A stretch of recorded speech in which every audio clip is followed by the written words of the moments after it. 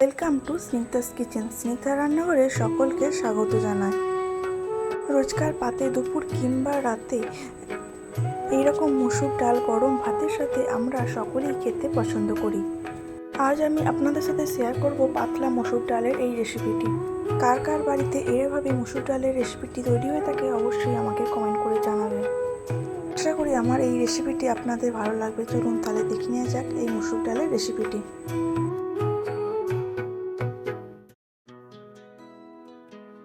আমি এখানে 1 কাপ মতো গোটা মসুর ডাল নিয়েছি।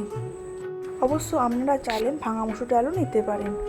ডালটিকে আমি 3-4 বার ধুয়ে প্রেসার কুকারে সিদ্ধ করে নিয়েছি। আপনারা চাইলেন কড়াইয়ে ঢাকা দিয়ে সিদ্ধ করে নিতে পারেন। আপনারা দেখতেই পাচ্ছেন ডালটা আমার বেশ ভালো সিদ্ধ হয়ে গেছে। এবার ডালটাকে সাঁতলে নেবার জন্য কড়াইয়ে দিয়ে দিচ্ছি 2 টেবিল চামচ মতো সর্ষের তেল। তেলটাকে ভালো করে তাতিয়ে নেব।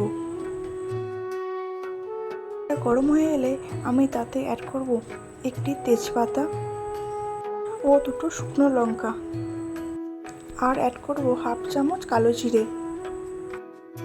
1 মিনিট মতো সব উপকরণগুলি হালকা ভেজে নেব।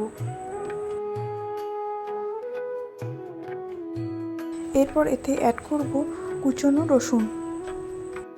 গ্যাসের ফ্লেমটি মিডিয়ামে রেখে এরপর এতে দিয়ে দেব একটি গোটা টমেটো। তারপর দিয়ে দেবো একটি মিডিয়াম সাইজের কোচানো পেঁয়াজ। গ্যাসের ফ্লেমটি কিন্তু মিডিয়ামে রেখে এগুলো একসাথে সব ভেজে নেব। রসুন, পেঁয়াজ, টমেটো এসব দিয়ে যদি ডাল সাঁতলানো হয় তাহলে ডালের গন্ধ খুবই ভালো আসে।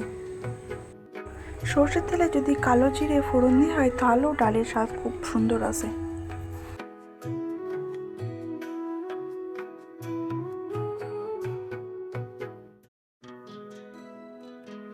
তিন মিনিট ধরে এগুলি ভালো করে একটু ভেজে নেব। তো পেঁয়াজটা আমার লাল করে ভালো ভাজা হয়ে গেছে। এরপর এতে অ্যাড করব পরিমাণ মতো লবণ। এরপর এতে দিয়ে দেবো খুব সামান্য পরিমাণ মতো হলুদ, কিন্তু খুব বেশি পরিমাণে দেওয়ার দরকার নেই।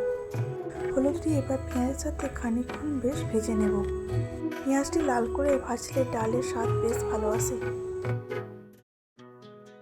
পেঁয়াজ আর রসুন আমার বেশ ভালো করে ভাজা হয়ে গেছে। এবার আমি তার মধ্যে ডালটি দিয়ে দেব। গ্যাসের ফ্লেমটি বাড়িয়ে দিয়ে ডালটি ভালো করে ফুটিয়ে নেব। একটা জিনিস খেয়াল রাখবেন, যাতে পেঁয়াজটা যাতে বেশি না ভাজা হয়, তাহলে ডালের স্বাদ তিতো হয়ে যেতে পারে। ডালটিকে আমি মিনিট 3 ভালোভাবে ফুটিয়ে নেব। ডালটা আমার ফুটে এসেছে। হ্যাঁ, আপনাদের পছন্দ মতো আপনারা ডালটার ঘনত্ব বাড়াতেও পারেন, আবার পাতলাও করতে পারেন। যদি আমার এই রেসিপিটি পুরোটি দেখে থাকেন এবং ভালো লেগে থাকে অবশ্যই ভিডিওটিতে লাইক, কমেন্ট, শেয়ার করবেন। প্লিজ চ্যানেলটিতে সাবস্ক্রাইব করে পাশে থাকবেন। তো আমার তৈরি হয়ে গেছে রোজকার মসুর ডাল। এরকম পেঁয়াজ রসুন সম্বার দেওয়া মসুর ডাল হলে ভাতের সঙ্গে আর কিছু প্রয়োজন পড়ে না। যদি থাকে আলু চোখা বা আলু ভাজা তাহলে তো কোনো কথাই হয় না।